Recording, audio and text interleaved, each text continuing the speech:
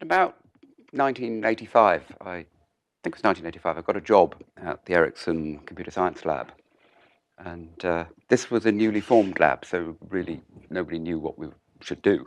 And so we went there and said, well, what should we do? And they said, well, just sort of fiddle around and discover something and try and do what we've done before, only do it a little bit better. And one of the things we wanted to do better was to reprogram or to think about the ways of building large real-time systems.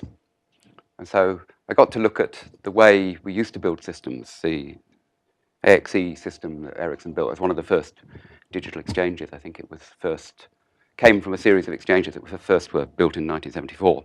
And I'm now at 1985, so I was looking at the way we build these things. And I got interested in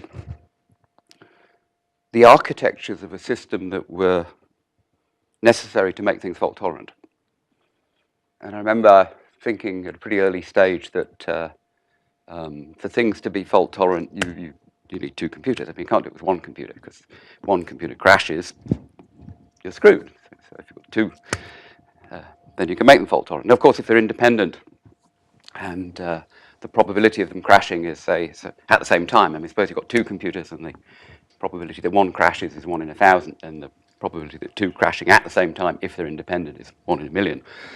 And if you've got 100 of them, it's 1 in 10 to the 3 to 100, 1 in 10 to the 300. So provided you can make things isolated and independent, you can achieve fault tolerance.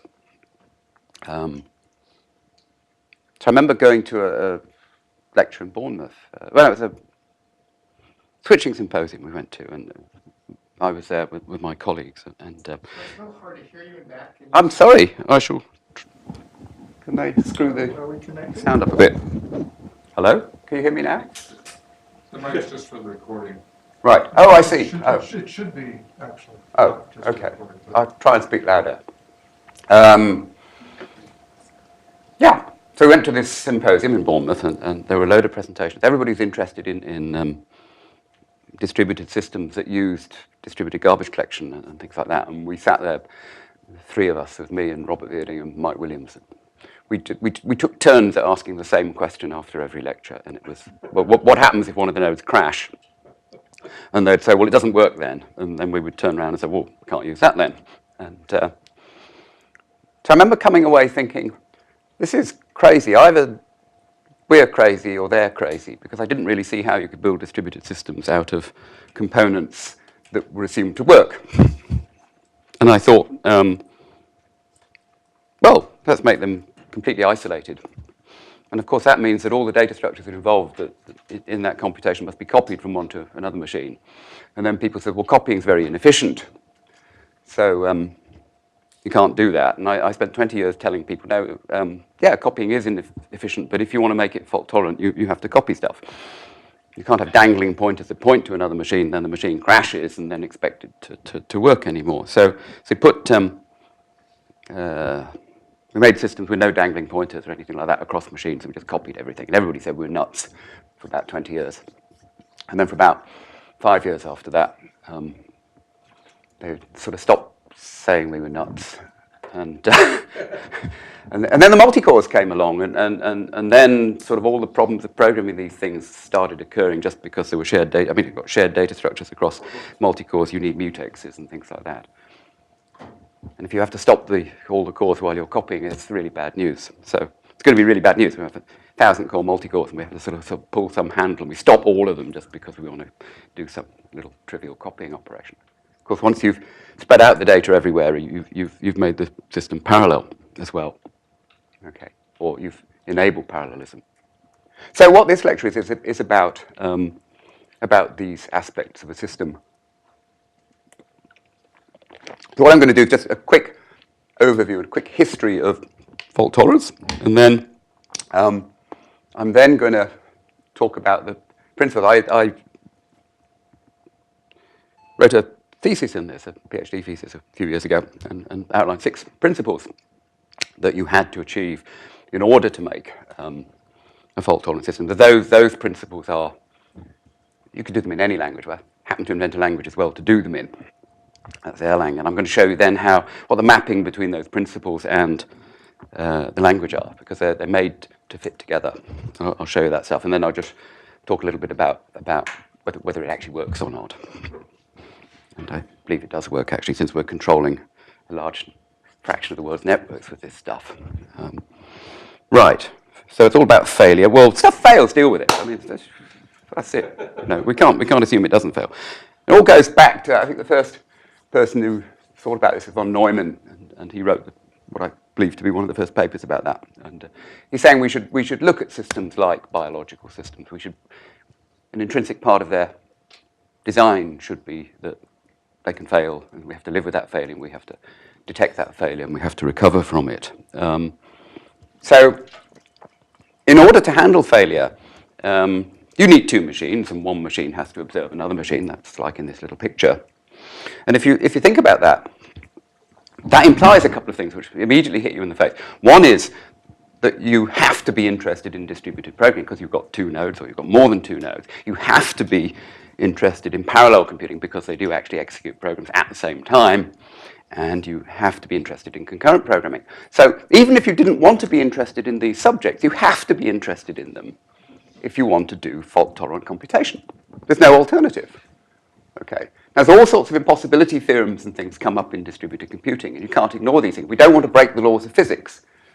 I mean, if we assume they're synchronous, well, we've just broken a law of physics. There is no, light does not travel instantaneously. It travels at the speed of light. I used to be a physicist, so we can't do this stuff. We have to take into account the laws of physics. Software systems that break the laws of physics will ultimately fail because they are provably incorrect with respect to the laws of physics. Okay, so one of the first systems that was built for fault-tolerant operation was a tandem in 1981. And I didn't actually have a tandem. Some of my friends had a tandem. I was very jealous of them.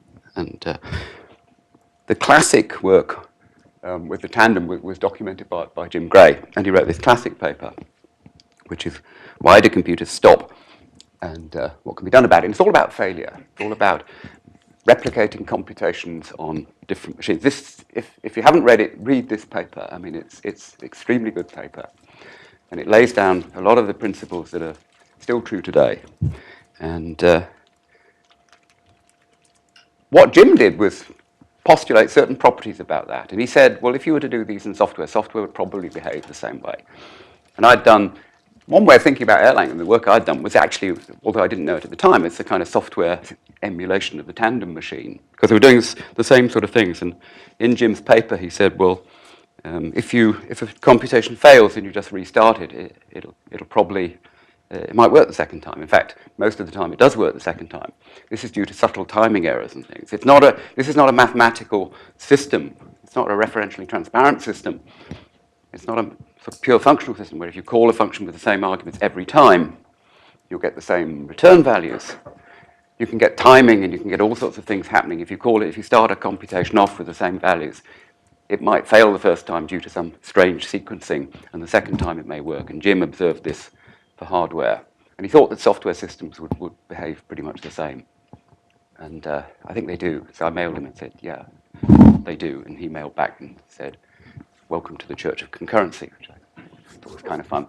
I looked up some things about the tandem. Now, it's funny because the tandem was built for fault-tolerant computing.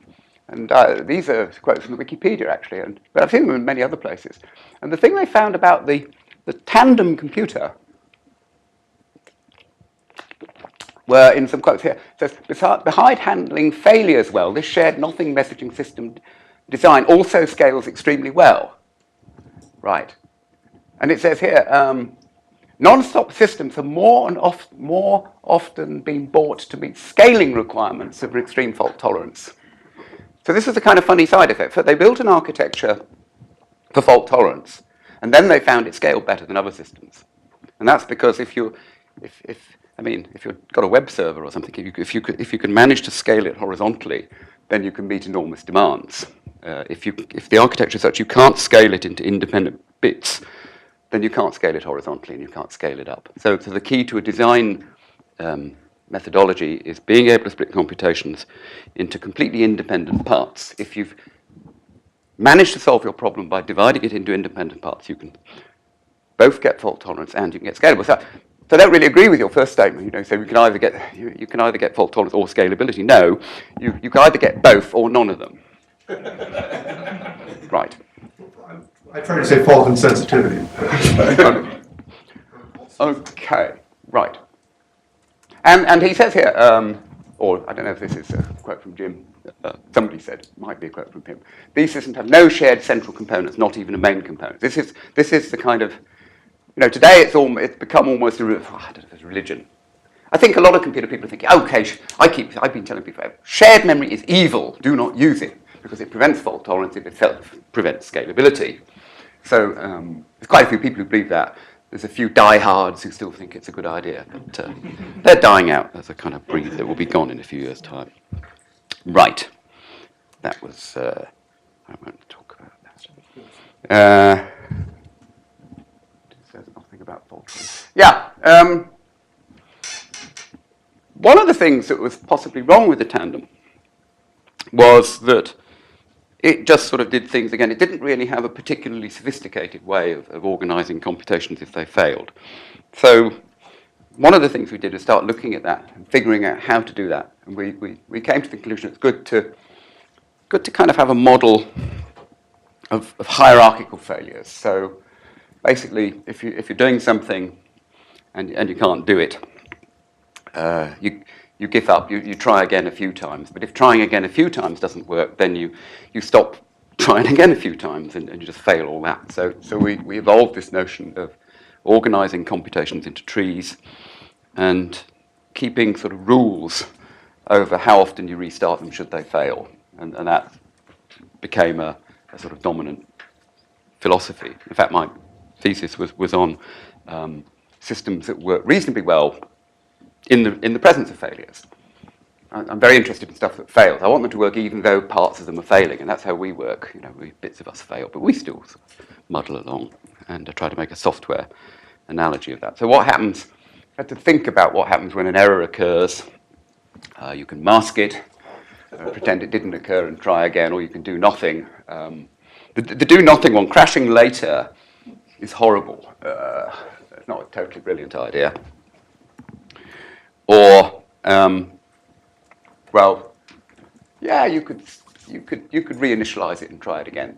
This is what Jim said, and that's what we do. Only we add the provision that if we've done that a few times and it doesn't work, then we'll fail that and go up this tree of things. Right. So I evolved this philosophy called "let it crash." Now, this is kind of counter to normal thinking in programming. When I learned programming, everybody said we should have defensive programming. We should check our arguments all the time. C programmer. Make sure. Oh, damn.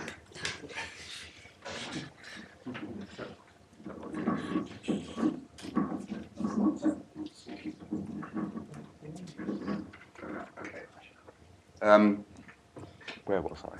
Oh, yes. Defensive programming in C is only necessary because you have a single thread of computation. If you have a sequential language and it crashes, you've lost everything. So people who program in sequential languages take enormous care to make sure that their computations don't fail.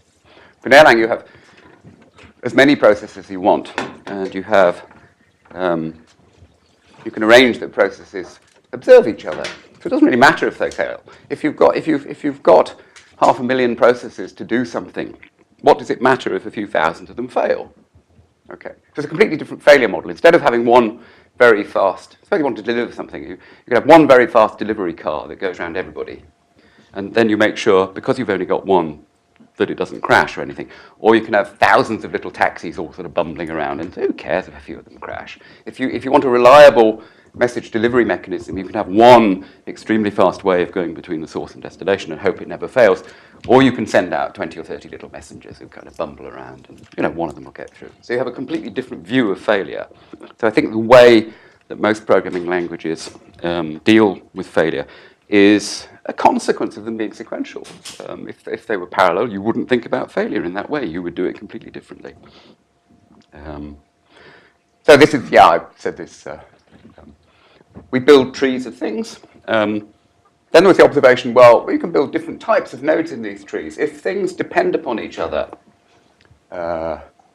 then if you look at the bottom layer, suppose all those things depended upon each other. So if one of them crashed, the other ones couldn't continue. And so we would arrange for one computation to observe the other ones.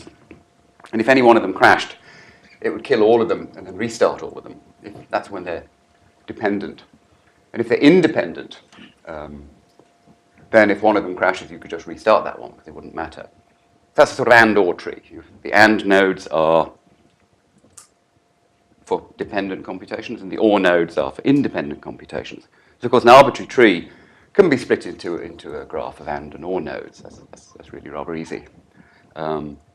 And that's basically what we do when we build fault-tolerant systems. I like to think of it as a guy sort of swimming between islands with sharks on. If he manages to get to the next island, he's okay, and he can swim to the next island. And if a shark eats him, well, it's okay. A new man pops up by magic on the island he's gone from and starts swimming over again. And it all works very nicely.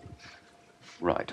So the cornerstones of fault-tolerant programming are to isolate errors, to make sure that when one thing crashes, it doesn't crash anything else. Because I always used to say to people, it doesn't really matter if I write I prove my program to be correct. It's beautiful. And then some other program just comes along and pang, crashes it. Well, so really we need to isolate these things. That's what processors in the operating system do. And actually, it's even better done in hardware. If I've got one computer in Australia that's not connected to a computer in America, that computer crashing is not probably going to crash the one in America unless we have sort of quantum entanglement or something very strange that will cause that to happen. So the cornerstones of this fault-tolerant processing are to be able to isolate errors, detect them, correct them, and stop the errors from propagating. And then you have to ask the question, is that something you want to do in the programming language, or do you do it in the operating system? And I would say the answer you should do it in the programming language. It shouldn't be something that's done in the operating system. An operating system is, yes? Question, what's the difference between the first and the last bullets in that list? Stop errors from propagating. Isolationist. Well, they're similar. Yeah, I would say that. Stop errors from propagating. No, I mean, the isolation means that you know where they have occurred. Right. You can also do this in hardware, like the Line 3 architecture. Sorry? The Line 3, the Spark derivative for spaceborne applications. Yes. Right. So the 6 rules I wrote in my thesis were the following. I'm going to show you first those rules because they're kind of abstract without anything to do with programming languages. Then I'll bolt them into a programming language, see what happens. So the first one's isolation. I just need this property of isolation as much as possible. I'd really like to do it on physically separated machines. I'd really like, if my system has 1 million processors, I'd really like 1 million processors to do it on. I'd really like them to be physically separated in hardware. Can't actually do that at the moment, but the way things are going, maybe we'll be able to do it in pretty soon. I mean, we're going to see 1,000-core network-on-chip architectures coming pretty quickly. And so we need that isolation. Best in hardware. If we can't do it in hardware, do it in software. Right. Yeah, well, that's obviously why. If they're all nicely isolated and you want 10 nines reliability and the probability of failure, you know your probability theory. It's easy. I could say we made, at Ericsson, we made this thing, the AXD, and it was got up to 9 nines reliability, and I think then we gave up. It didn't need to be any more reliable. Well, the next thing, you need to support concurrency, obviously, because once things are isolated, they run concurrently. So you need notions of concurrency and be able to deal with it. Bad concurrency models, I think, is something that really makes a lot of programming artificially difficult. I mean, what goes on in the real world are a lot of parallel things. And if you try and map those onto sequential programming languages, it just becomes extraordinarily difficult. There's an awful lot of accidental complexity that's due to that. I look at loads of problems, and they appear to be difficult seen through the eyes of a sequential world, but when you make them parallel, you just isolate the message channels and what's going on, it becomes rather easy. And then you need, lots of computers to do things. You must be able to detect failures. If you can't detect failures, you won't be able to recover from them. I mean, since you don't know that a failure has occurred, you wouldn't know to do anything. So that's an obvious principle that you would need. And, well, just say that. Oh, this should also work across machine boundaries. It shouldn't be something within a machine. If the way things are done in Erlang is, for example, if I'm running ahead of myself. There's a link mechanism which allows you to be told about the failure in a different process. And if you're observing another process and that process does a computation and divides by 0, you'll get told the process will die. There's a divide by 0 exception. But if the machine itself dies, you will also see an exception, even if it's on the same or if it's on another machine. So we try and abstract out physical boundaries so that we can view them as software. We don't want a programming model where we have two styles of programming. One works on one machine, and then we have to change the programming model if we have a distributed system. We don't want to have that. It's not enough to detect failure. We need to know why things have failed. Maybe we can just restart them and it will work again, but if we want to improve our systems, we need to put that information into persistent logs and things so engineers can look at it later. One of the questions I answered in my thesis actually was I asked a question: can we make a system that will crash at runtime, recover without the user noticing it, put something in a log file so that some guy can look at that log file 6 months later and figure out what went wrong and then change the software, such that when the software is actually running, the users are offered a reasonable level of service? And the answer is yes. So we can do that. I traced down several examples of that. And it's really cool because we've built systems where people have thought there were no errors in them because they've been offering a high quality of service to the users. And so they never bothered to look at the log files. And they've looked at the log files and found these things are just crashing and restarting and crashing and restarting. And it's just all bubbling along without anybody worrying. That's rather nice. Stu? I believe the Erlang movie actually demonstrates that exactly. Yeah, well, yes, that was back in 92, was it? Something like that. Yes. Right. Next thing I'm going to do is live code upgrade. This is stuff for building really systems. I mean, I see systems having a stop switch, but no, there's an on button, but there's no off button. They're going to evolve forever once we've started them. We haven't quite got there. The systems we start, we do stop. I think we've stopped. Some systems have been stopped after 6 years because really we did want to stop them. And we really need to build this ability into systems to evolve. And we're going from these sort of separate programs to large, amorphous conglomerations of programs that are never consistent and they're always changing. More like biological systems. I don't upgrade. And we need stable storage. If stable storage is there for if we really do crash, if really everything, if all the computers, even though we've replicated, even though we've got 20 computers, suppose they weren't replicated over data centers and all the power went, or suppose they were replicated over data centers and the power for the whole country went out and they came up again later, then you would need something where the data's been carved in stone or however you do it so that when they recover. Are you talking about write-only storage in the sense that all of storage history is preserved? No. Well, you've got a choice there. I want to write enough data to recover from. Don't necessarily want all data. Although as it's looking at the moment, probably we can just store all data. I don't know. There are some critical numbers floating around there. One is the amount of energy required to store data, the amount of data energy to transmit data, and the amount of energy to compute a result from data. And depending on how they go, we've either got a big problem in the future or we haven't. I mean, if the energy required to store data is less and its growth is less than the energy required to analyze that data, then big data is a complete disaster because the two curves cross like that. We'll never analyze it all, but if computation grows faster than data storage energy, then we will be able to analyze it. And then we have to get the energy down anyway so we don't fry the planet in doing so, but that's a completely different problem. So those ratios are extremely critical. And the answer to my question might depend upon those ratios, because if we can't analyze it all, there's no point in storing it, all the old data. It's much easier to reason about if we store all the old data. But if not, we'll just store the data we need to recover from. Right, let's store stuff forever. Okay, quotes. Do you want these quotes? Yeah, no, I don't know. How long have I got, by the way? Forever, or? Well, yes, actually till 8 o'clock tomorrow morning. Oh, right, okay. This was a quote by, I've just got a few quotes from. The cameras will go off at 5:30. Oh, I see, okay, right, yeah, right. And then dinner occurs and. Not if he doesn't leave. Good incentive to leave. Yeah, Jim Gray said it with hardware, the key to fault tolerance, software fault tolerance is to hierarchically decompose large systems into modules, each module being the unit of service and the unit of failure.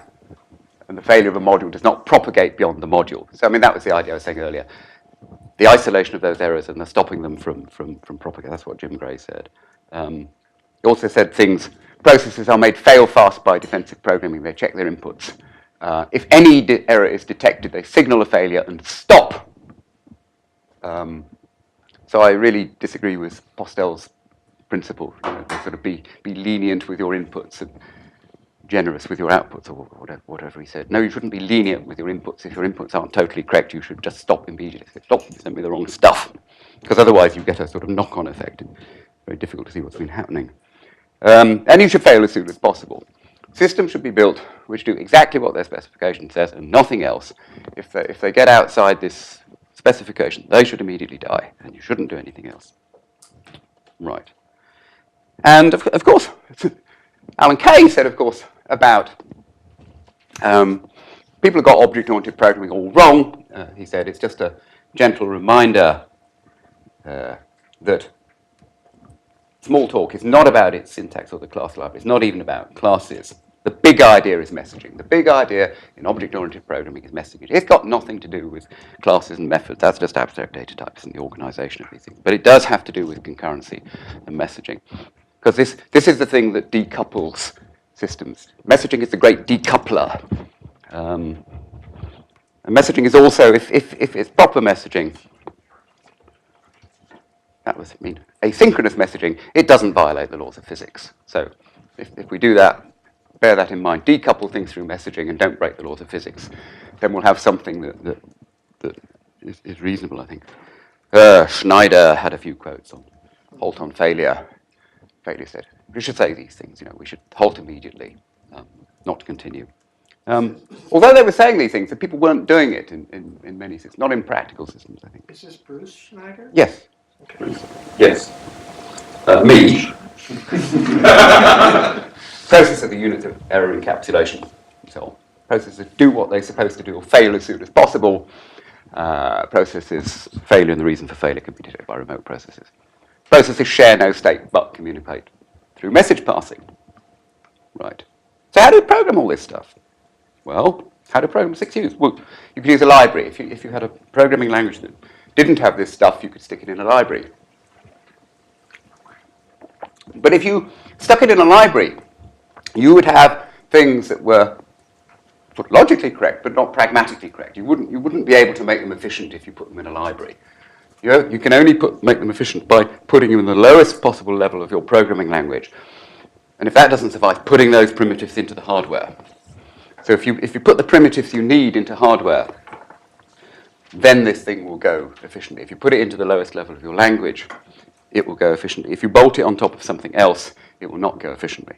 My colleague Mike Williams said there were 3 things you had to do in Erlang that had to be fast. You had to spawn processes quickly, you had to send messages quickly, and you had to context switch very quickly. So spent an awful lot of time tuning that to make sure that is extremely efficient. If you emulate it in any other way, it won't work. In fact, the first version of Erlang, which I wrote, was the emulation processes were emulated using a database written in Prolog. And so a context switch actually involved taking your state, sticking it in a database, waiting for the next job to do, and then you lift it out of the database. So it's actually spending all your time lifting things in and out of a database. Concurrency is not doing one thing at a time and storing the intermediate state in a database. That is not concurrency. That's a mess. Right. So Erlang was actually designed for programming fault-tolerant systems. Oh, here we go. So the isolation rule said that. Wait a moment. I mean, processes are isolated by design. This is not something that is done by the operating system or by the hardware. It's done by Erlang's design. That means that context switches are very lightweight. I mean, in a regular operating system, I think of the order of 700 words are moved when a thread context switch occurs. In Erlang, it's about 3 registers are moved because it's all emulated. We've got complete control over what's going on. The processes, by design, cannot damage each other. They can't see each other's memory spaces. And each process has its own stack and heap, and they're separately garbage collected. Something which, at the time, people said was nuts. Sorry? How can they be very lightweight if they have shared memory? It seems They don't have shared memory. So if they don't have shared memory, that implies there's going to have to be duplication, and that's going to make them heavier weight, right? I would think so, yes. Like everybody. Like, yeah, you would think that would be the case. I take it the stack spaces are protected by the MMU. No.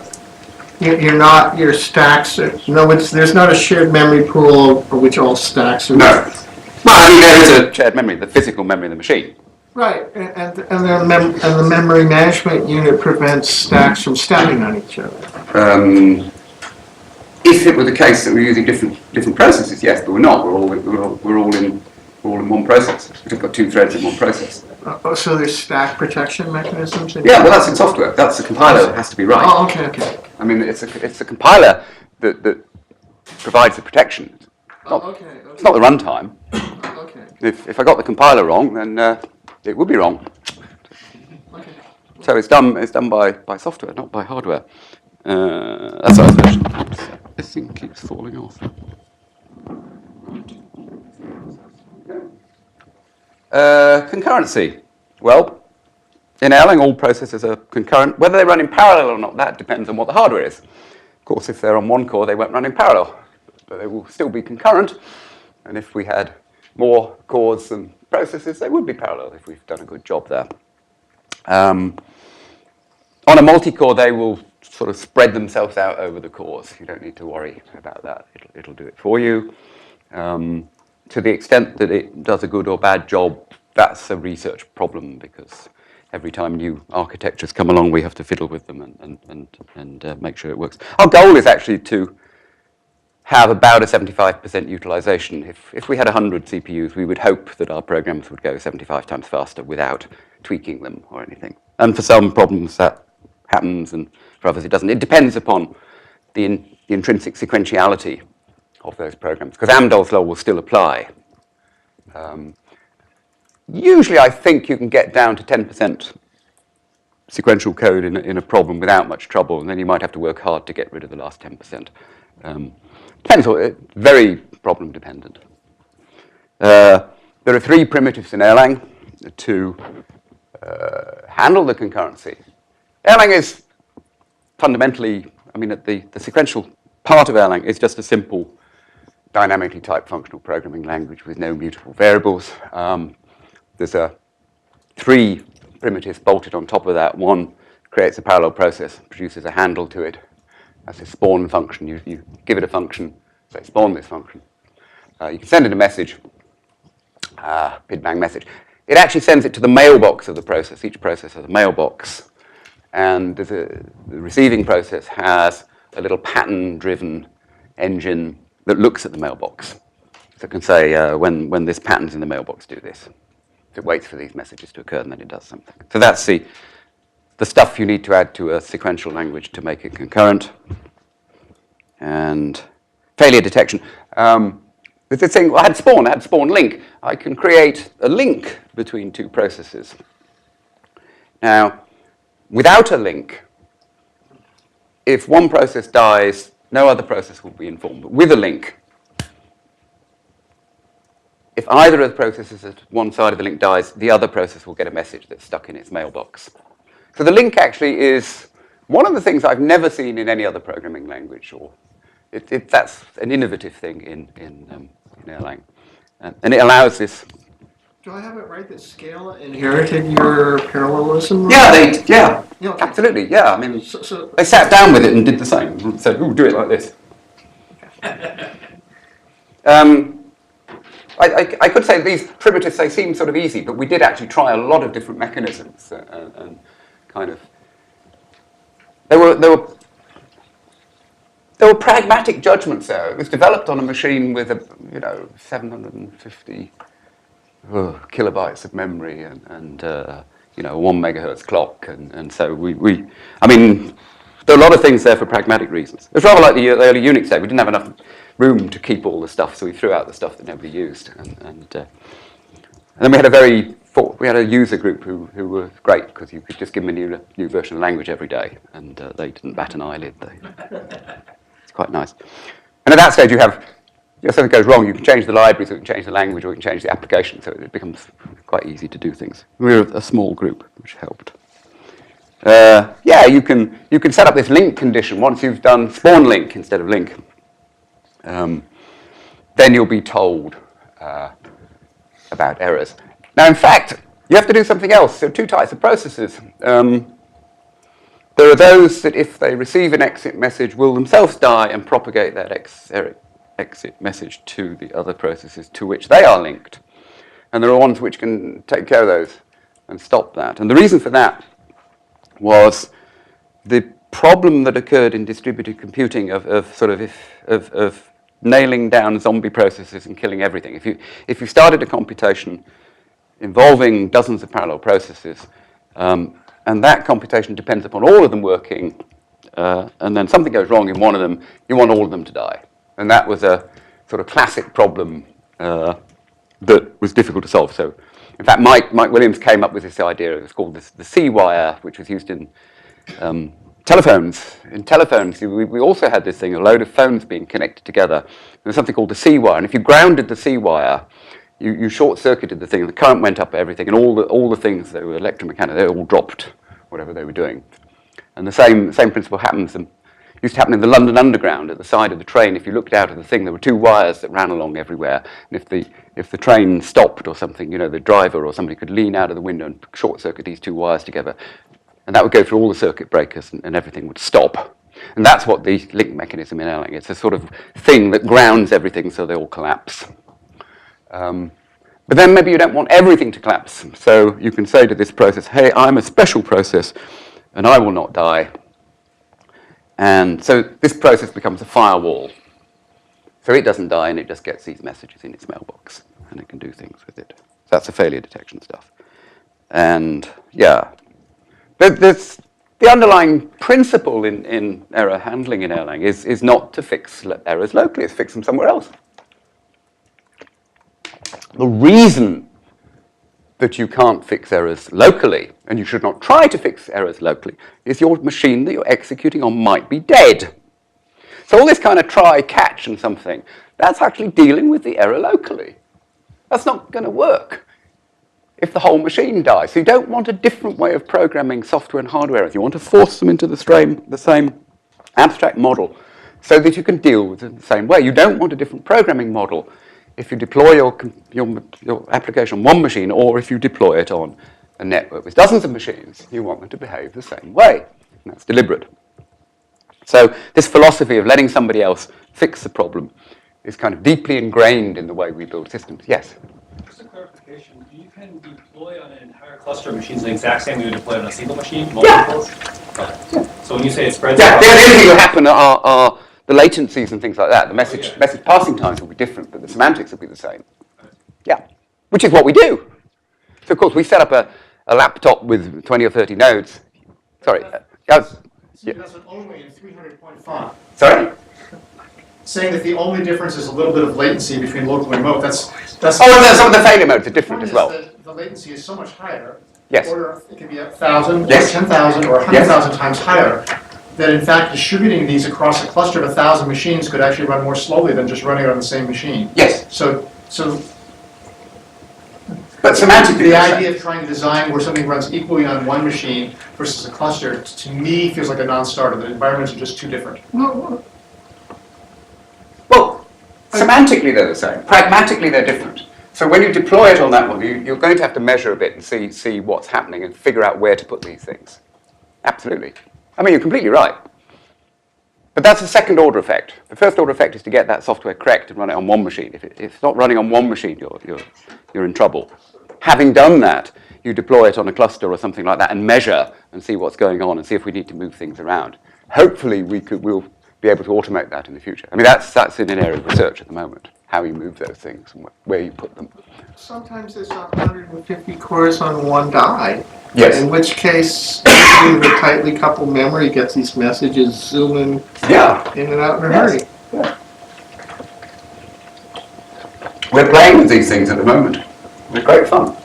Parallel machine's got 64 cores in it, so hopefully it'll have 1,000 cores within, if we manage to make the chip. Clustering model is the multi-core is a very idealized cluster, right?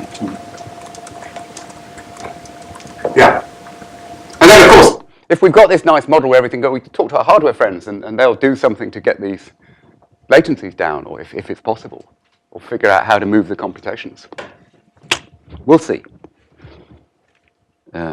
What happens now? Fault identification. Yes. When processors die, this message that comes with them is included in an additional parameter, this Y parameter that's in red. And that's provided by the runtime system. It tries to tell you exactly why it's crashed. You can do whatever you want with that. The usual thing is to stick it in a log and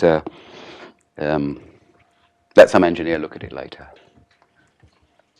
And if you put good error messages there, or if these are good reasons, you can actually figure out months later what went wrong.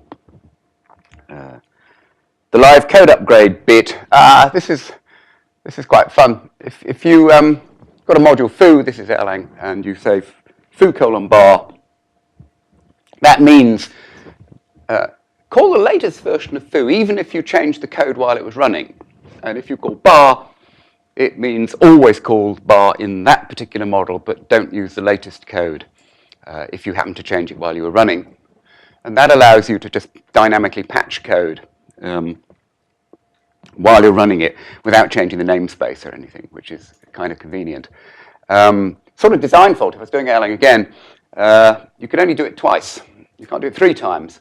The reason for that is we had very little memory on the machines we did it. If I was going to do it again, I would allow infinite versions of that and garbage collect all the old ones. I don't want to change the namespace when I'm updating the program or letting it evolve, because other programs depend upon that namespace. So we kind of glue the two together.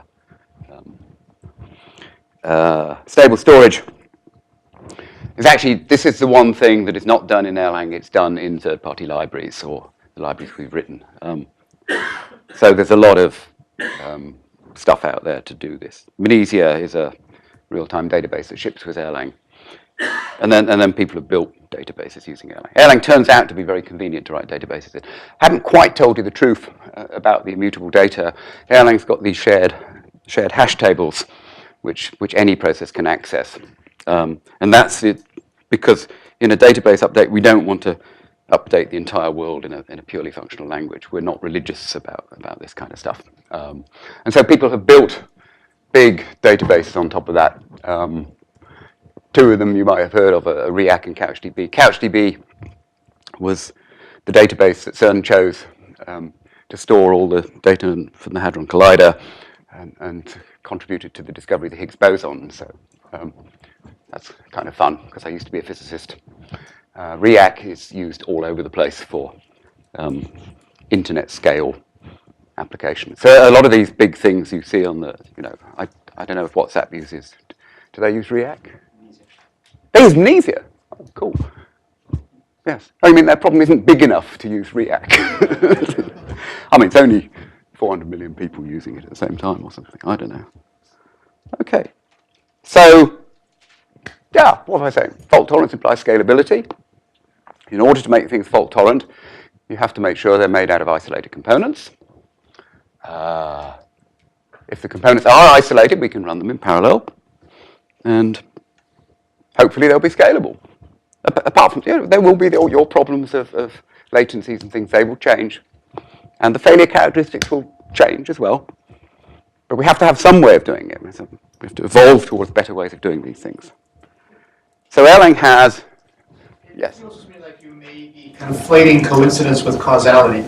And that there are some of the things that you do for fault tolerance that also contribute to scalability, but in general, it's not obvious that principle holds. For example, if you take a consensus-based system like Paxos, which is highly fault tolerant, it's also extremely non-scalable. Yeah, absolutely. Yes.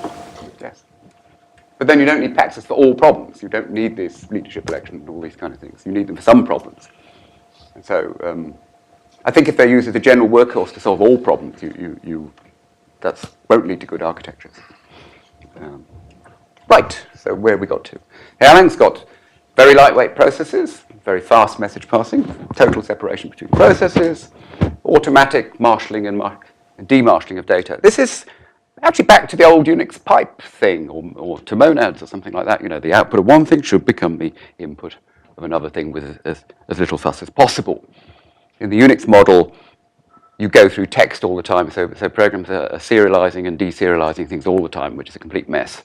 In the Erlang model, there are Erlang terms which are just floating through the system, so there are no semantic mismatches. If you go into a database, you don't have to change the format of what's going into it. That's one reason these databases go very fast, because if you store Erlang terms in a database, they undergo no data transformations to get themselves into the database. They just go straight in. They're like object databases. No marshalling. Sorry? No marshalling? Well, no, there is a low-level marshalling, and there is a low-level format, obviously, because we can serialize anything. Right. So there's a in Erlang thing term to binary, which takes any Erlang term, i.e. any Erlang data structure, that serializes it, and then binary to term, which reconstructs it. But it's not parsing. It's LL0. It's reconstructing a term. Is there an effort to locate structures sequentially in memory such that the marshalling is essentially nil? In other words, that you can just suck up them? Yeah, we've tried some of that stuff. Yeah. In fact, the atom, there's a caching mechanism between systems where things like atoms they're sent the first time. There's a 256-byte cache. And the first time, if the thing has been sent before and in the local cache, you just send a single byte. So you've got like object number 23. If I send you a new thing, I might say, here's a big data structure, and it's called object number 23. Second time I send it, if it hasn't been changed, I just send you a 23. And then I might send you a 0 followed by 23, and then a new data structure to change the cache. So we tried to identify common data structures. And in fact, it went fast. When we haven't published much on that, we published a paper years and years ago, I believe, or I can't remember. We did experiments. It's actually faster than Sun RPC, which was quite cool, because we weren't attempting to be fast, but the caching made it faster, which is, and that's hidden inside distributed Erlang, these caching mechanisms. Yeah. Question? Yes. Can you quantify the speed of message passing? I'm curious, when you say very fast, what that means either in terms of absolute nanoseconds or perhaps relative to the cost of a method invocation, which would be the alternative in many of these systems. Well, we can measure it. But you haven't. We do all the time, yeah, absolutely, yes. Because when we're tuning things, I mean, we have to make trade-offs. Can you remind us about any of those? Any numbers you happen to know off the tip of your tongue? There's a multitude of different architectures. Yeah, yes. There's hundreds of different ways of organizing silicon, and people have built multi-cores that do many different message passing approaches, so each one would have different figures of merit. I got my hands on a 24-core multi-core, one of some of the early multi-cores, and I wrote a simple program, make it a 24 by 24 matrix, and just send 1,000 messages between each pair and fill up the matrix. And I was totally shocked. I mean, it went 6,000 times slower between the best pair and the worst pair. And then I talked to the hardware guy. I said, whoa, what's going on here? And he said, whoa, this is a cache here, and that's got to do that, and you get a cache miss there, and it goes out there, and it does this. And I thought, wait a minute, that's broken the principle we had earlier. There was the time it took to send a message to a process if you were in the same node was independent of where it was. And then suddenly on these multicores, it's very different. And then every generation of multicores has been different. They've put in cache structures. And the network on chip architectures, again, are very different. And they are, I mean, I believe in them. I mean, they're going to come and knock out all the other architectures, because all the other architectures are, they're not sort of, the network on chip are very, very regular, so you can fabricate them like large memory chips. I think we'll see 1024 chip core things. And get the complexity of the individual cores down, put a big solid crossbar between them, and very nice. That's what I'm playing with. And also very low energy, which is good. Yeah, so we try to make fast sequential code. Well, fast. Of course, we're not as fast as C or Julia or something like that, but if it's not fast enough, you can call Julia or you can call C or Fortran or whatever your favorite now. Or build an FPGA or build VLSI if you want to go really fast. I mean, Are you a Julia fan? You seem to be mentioning it. I'm just curious. yeah, oh, Julia's great. Yeah, I like Julia. Strict functional code. I mean, if there's any functional programmers here? Oh, well, don't kill me because it's not actually strict. Sort of more or less. Mind you, Simon Peyton Jones said, well, Haskell's got I/O, and so it's not really strict. And he said, so the only thing it's useful for is heating your house because the processor gets warm. That's the only strict, pure functional program is good. It can be used to heat your house because the processor gets warm.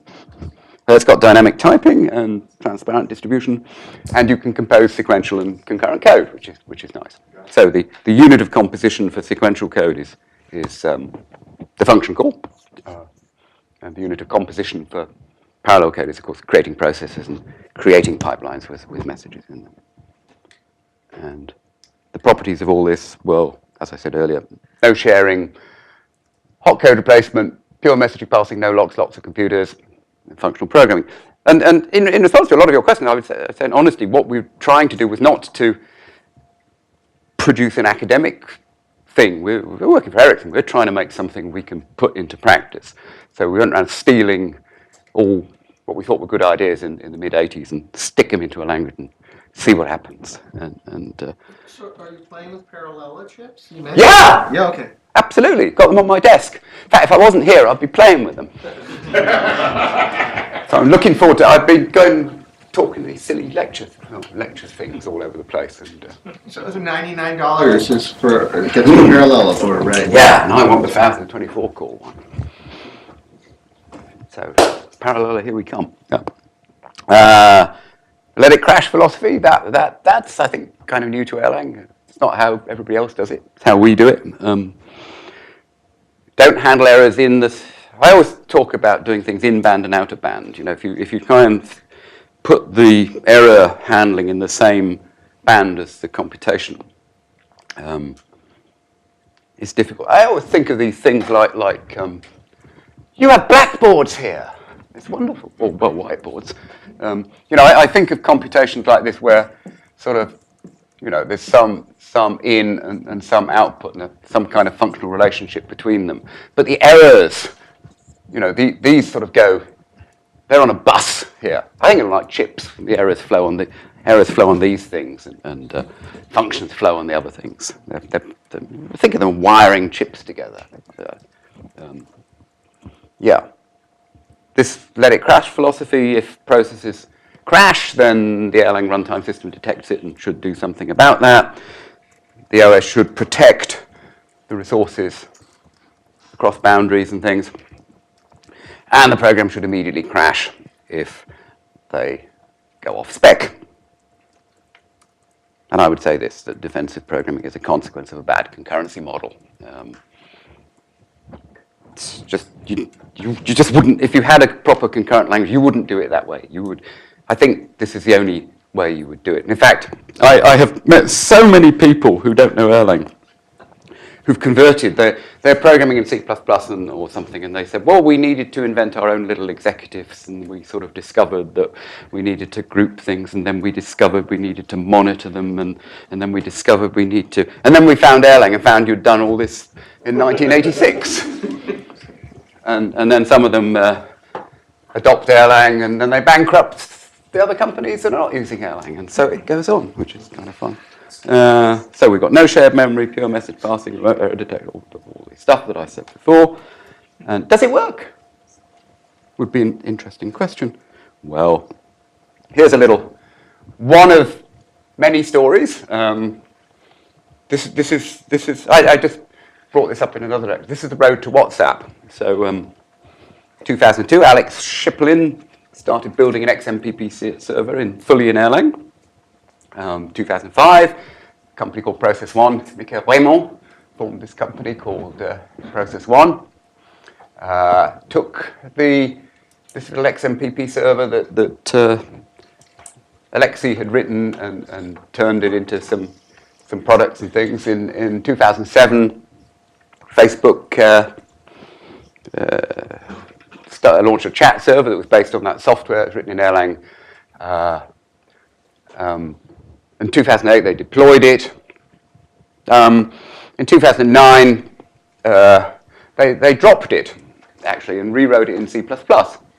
And I talked to one of the technical people at Facebook. I said, why'd you do that? And he said, well, we had lots of C++ programmers. We didn't have many Erlang programmers. That's because the universities aren't educating Erlang programmers, which is something you might like to think about. So they dropped it. And but you see, what's his name? Jan Kuam started using Erlang before they'd dropped it. So he got into this little window of opportunity. Kind of, hey, what are people like Facebook doing? Yeah, they're using Erlang. So he started that in 2013. He was tweeting and saying, hey, we're doing 18 billion messages a day. And, another one. Actually, this is not the road to WhatsApp. Various things keep bubbling along like this. And then on the 19th of February, WhatsApp was acquired by Facebook for $19 billion, which is the highest value of any software acquisition. The reason, of course, they're not buying Erlang or anything like that. They're buying the fact that that thing got to the marketplace a lot earlier than anybody else, because this way of programming is actually much easier to program, and you can build stuff quicker, and you'll have less errors in it, and it will be easier to maintain because the code's a lot shorter. So that we've demonstrated many. And that we've seen many times. And I just come back from Strangely, where I gave a keynote, and a guy from Weather Accu, is that right? AccuWeather. AccuWeather, yeah. He said, we're using Erlang. I said, what can I tell people? He said, yeah. He said, we're doing 6 billion messages a day to mobiles and things. I said, did you have any problems? No. Do you need any help? Francesco always says, I've always got to ask anybody if they need any help. And then I tell them Francesco will help. Because he was a student of mine who founded Erlang Solutions. And no, don't need any help. It just works. And then I went to Chicago, and there's the Erlang factory there. And there's what was that guy? What was his company? AdRoll. I don't know who they are. AdRoll. He was doing 80 billion messages a day or something. Yeah. Sorry, 80 billion server ads a day are running through these things. So I think this is kind of proof of concept that the stuff does actually work. And then Ericsson itself, the mobile networks, the mobile base stations for smart data are controlled by Erlang. So they're switching all of about half, I would guess, the mobile data traffic is being coordinated by that. That's the control plane. Stu would tell you all about this stuff. The way we build things in datacoms is we have data plane stuff. It's called the data plane here. Data plane. And that's high-speed data. This is 10 gigabits per second down here. You can't do 10 gigabits per second in software. And up here, you've got the control plane here. And you can do control plane stuff in software. Traditionally, these two things have been bolted together, and you can't get at this interface and being sold as very expensive boxes. So all these things you buy, like dedicated routers, DNS boxes, firewalls, anything like that, done by network people, they have bolted these two things together. Right. Well, what's happening now is people are saying, well, hang on, can't we split this and have one, this thing, commodity hardware like a PC, and go into Radio Shack and buy one of the data plane things, and then just use any old bit of software to control it. So that's open flow and network-defined programming and things like that. So these things are coming.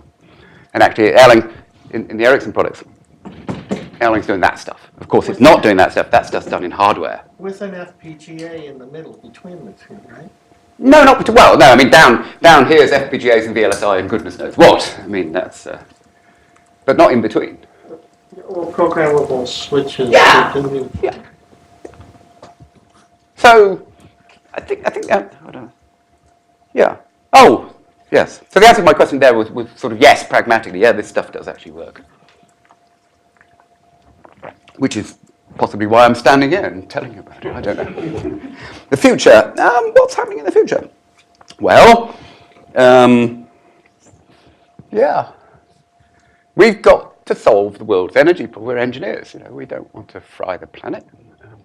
So I'd really like to move these processors and the switches and things onto solar panels and just get the energy use down to a sustainable level that can come from solar panels. I'd like to connect all of these together in the world to form a big distributed computer based on solar panels where the computation follows the sun.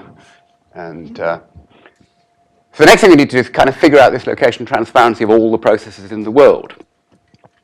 The Erlang is only, we know about all the processes on one machine. Given its name, we can send a message to it. But I would like actually to know how to send a message to all the processes that exist on any machine anywhere in the world.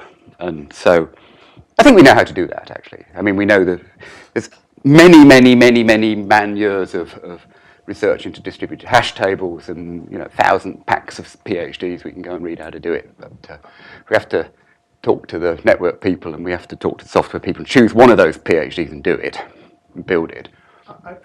I presume you're heading towards process migration, which is to say the live processes can move around. Well, not moving toward. We've done that for ages. I mean, we do migrate processes in Erlang on a multi-core. We move them between processes. Yeah, sure. But we don't move them very far. I mean, we don't move processes from here to Australia. And there's a great trade-off. Should we be moving the data to the computation or the computation to the data or move them both somewhere in the middle or do these things? So doing some experiments with machine learning to try and figure out what's going on there.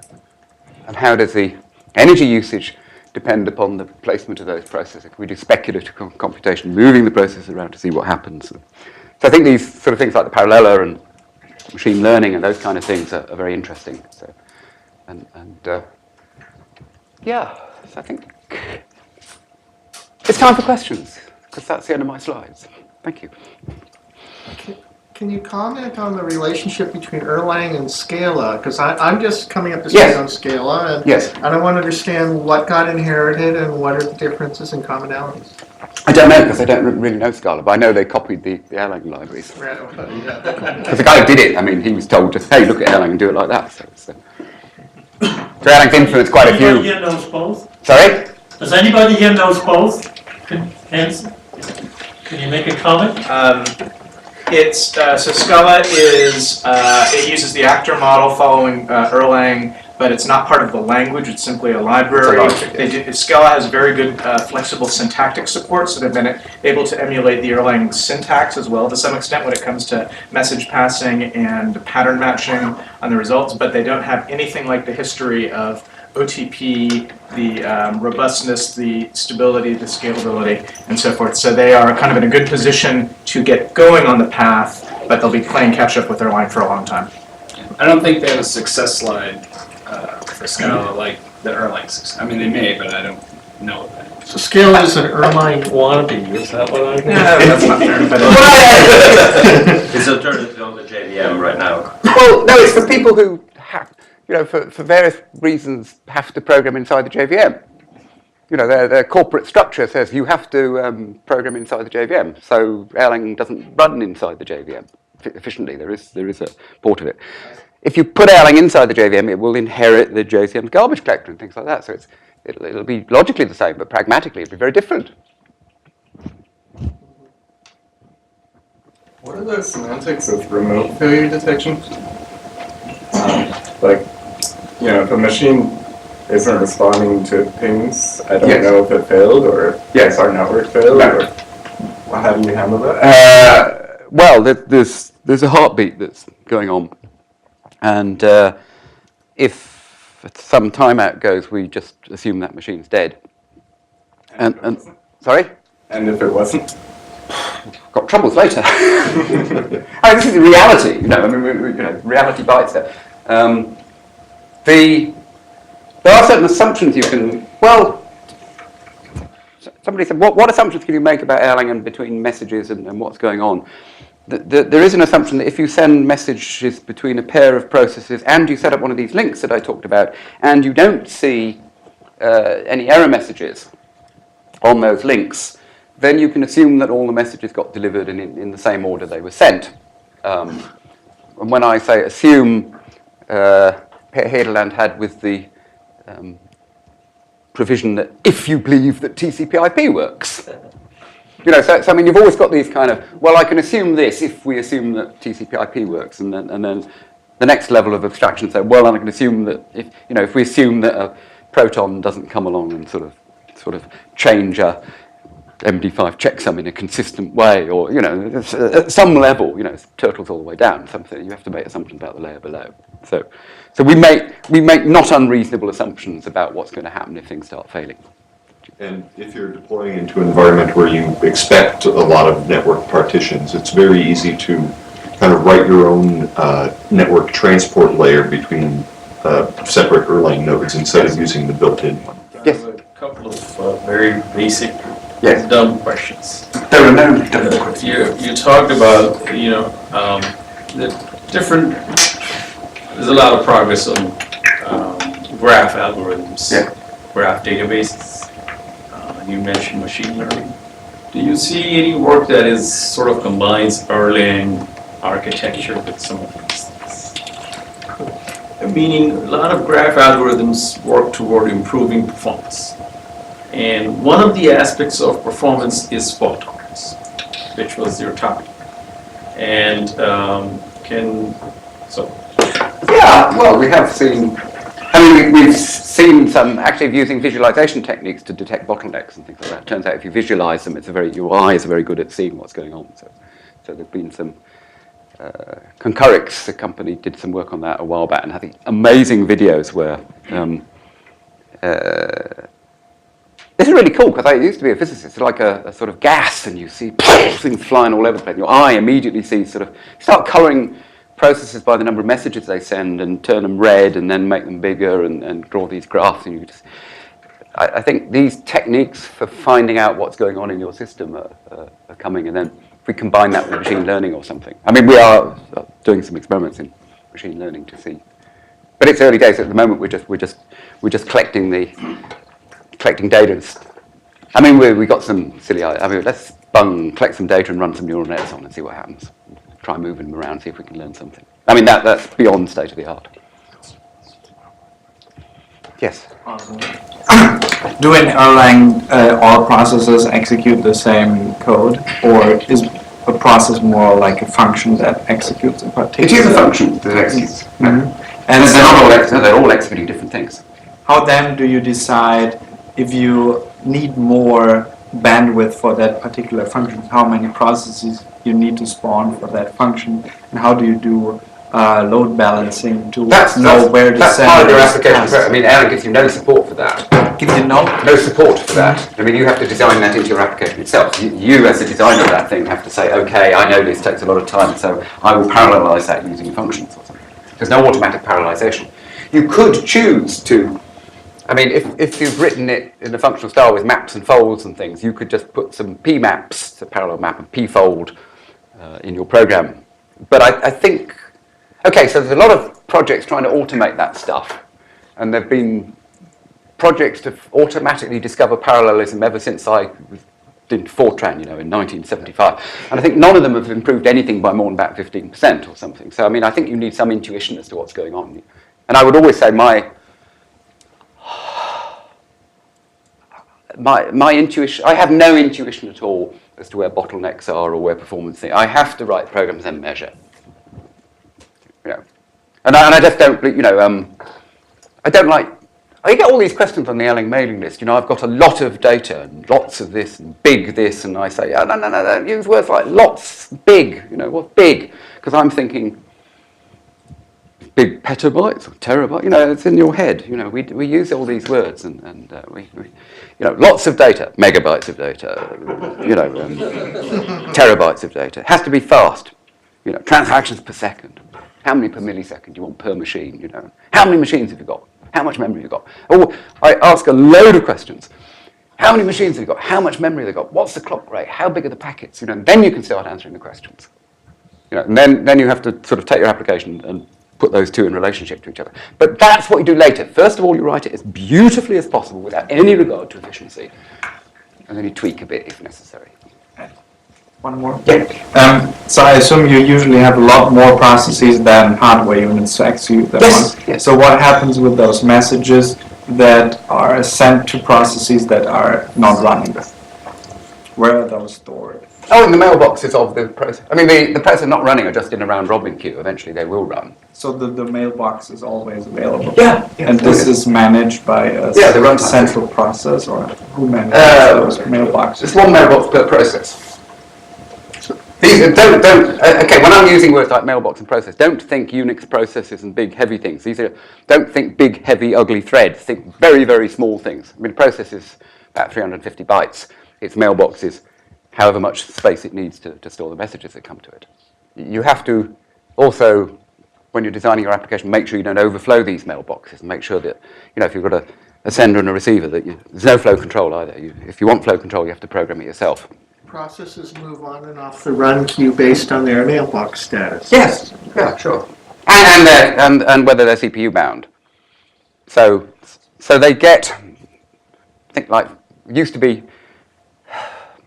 500 reductions. The reduction was one function call.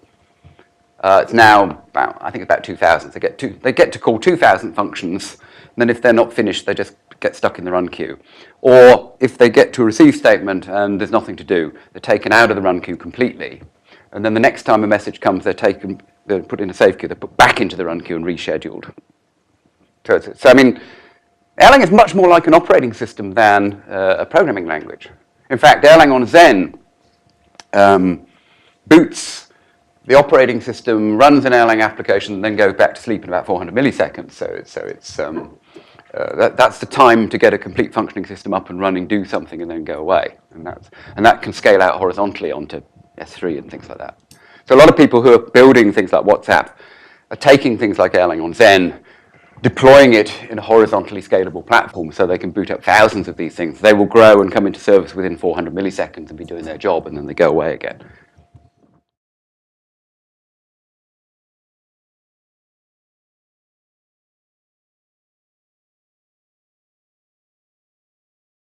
A 100 of them, it's 1 in 10 to the 3 to 100, 1 in 10 to the 300. So provided you can make things isolated and independent, you can achieve fault tolerance. So I remember going to a lecture in Bournemouth. It was a switching symposium we went to, and I was there with my colleagues. And It's so hard to hear you in that. I'm sorry, I shall. Can they screw the sound up a bit? Hello? Can you hear me now? The mic's just for the recording. Right. Oh, I see. It should be, actually. Oh, okay. I'll try and speak louder. Yeah. So we went to this symposium in Bournemouth, and there were a load of presentations. Everybody's interested in distributed systems that used distributed garbage collection and things like that. And we sat there, three of us, with me and Robert Bearding and Mike Williams. We took turns at asking the same question after every lecture, and it was, well, what happens if one of the nodes crash? And they'd say, well, it doesn't work then. And then we would turn around and say, well, we can't use that then. And so I remember coming away thinking, this is crazy. Either we're crazy or they're crazy, because I didn't really see how you could build distributed systems out of components that were assumed to work. And I thought, well, let's make them completely isolated. And of course, that means that all the data structures that are involved in that computation must be copied from one to another machine. And then people said, well, copying is very inefficient. So you can't do that. And I spent 20 years telling people, no, software systems that break the laws of physics will ultimately fail because they are provably incorrect with respect to the laws of physics. Okay, so one of the first systems that was built for fault-tolerant operation was a tandem in 1981. And I didn't actually have a tandem. Some of my friends had a tandem. I was very jealous of them. And the classic work with the tandem was documented by Jim Gray. And he wrote this classic paper, which is, why do computers stop and what can be done about it. And it's all about failure. It's all about replicating computations on different machines. This, if you haven't read it, read this paper. I mean, it's extremely good paper, and it lays down a lot of the principles that are still true today. And what Jim did was postulate certain properties about that. And he said, well, if you were to do these in software, software would probably behave the same way. And I'd done, one way of thinking about Erlang and the work I'd done was actually, although I didn't know it at the time, it's a kind of software emulation of the tandem machine, because they were doing the same sort of things. And in Jim's paper, he said, well, if a computation fails and you just restart it, it'll probably, it might work the second time. In fact, most of the time it does work the second time. This is due to subtle timing errors and things. This is not a mathematical system. It's not a referentially transparent system. It's not a sort of pure functional system where if you call a function with the same arguments every time, you'll get the same return values. You can get timing and you can get all sorts of things happening. If you start a computation off with the same values, it might fail the first time due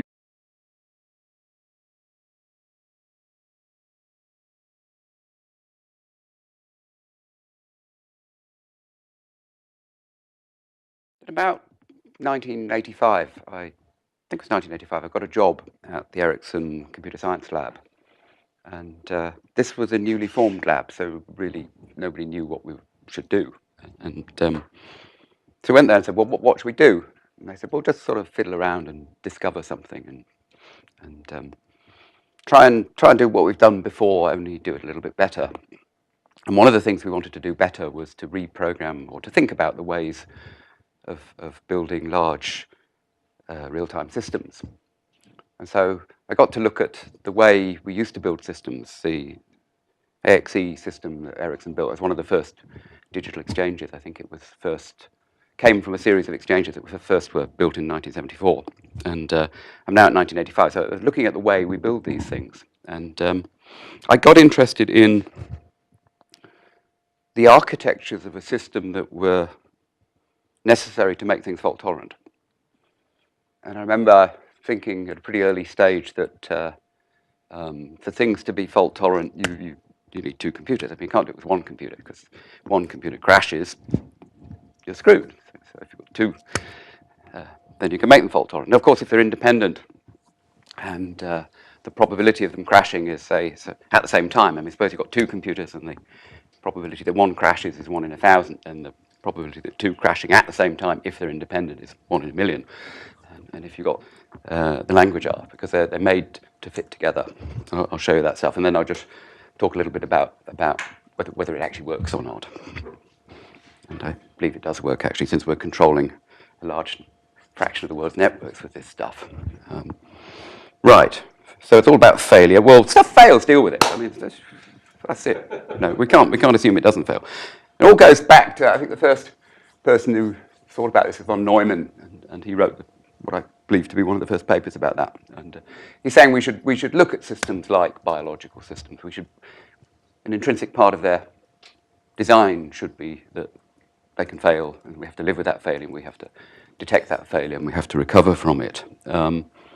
So in order to handle failure, you need two machines, and one machine has to observe another machine. That's like in this little picture.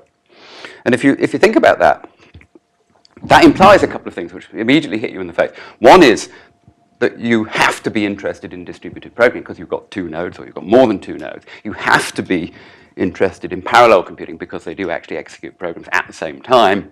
And you have to be interested in concurrent programming. So even if you didn't want to be interested in these subjects, you have to be interested in them if you want to do fault-tolerant computation. There's no alternative. Okay. Now, there's all sorts of impossibility theorems and things come up in distributed computing, and you can't ignore these things. We don't want to break the laws of physics. I mean, if we assume they're synchronous, well, we've just broken a law of physics. There is no, light does not travel instantaneously. It travels at the speed of light. I used to be a physicist, so we can't do this stuff. We have to take into account the laws of physics. Yeah, copying is inefficient, but if you want to make it fault-tolerant, you have to copy stuff. You can't have dangling pointers that point to another machine, then the machine crashes, and then expect it to work anymore. So we put, we made systems with no dangling pointers or anything like that across machines, and we just copied everything. And everybody said we were nuts for about 20 years. And then for about 5 years after that, they sort of stopped saying we were nuts. And, and then the multi-cores came along, and then sort of all the problems of programming these things started occurring just because there were shared data. I mean, you've got shared data structures across multi-cores, you need mutexes and things like that. And if you have to stop all the cores while you're copying, it's really bad news. So it's going to be really bad news. We have 1,000-core multi-cores, and we have to sort of pull some handle, and we stop all of them just because we want to do some little trivial copying operation. Of course, once you've spread out the data everywhere, you've made the system parallel as well. Okay, or you've enabled parallelism. So what this lecture is about these aspects of a system. So what I'm going to do is just a quick overview, a quick history of fault tolerance, and then I'm then going to talk about the principles. I wrote a thesis in this, a PhD thesis a few years ago, and outlined 6 principles that you had to achieve in order to make a fault-tolerant system. Those principles are, you could do them in any language. I happen to invent a language as well to do them in. That's Erlang, and I'm going to show you then what the mapping between those principles and